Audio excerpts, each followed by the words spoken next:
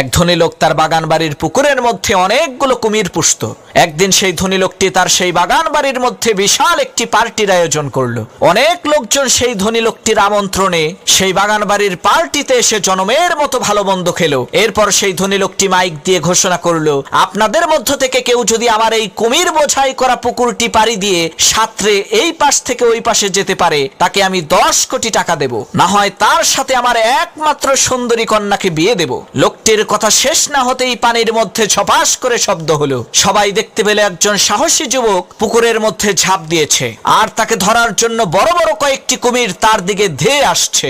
এদিকে সেই যুবক ছেলেটি প্রাণে বাঁচার জন্য তার সমস্ত শক্তিকে একত্রিত করে ঊর্ধ্বশ্বাসে সামনের দিকে সাঁতরে যাচ্ছে।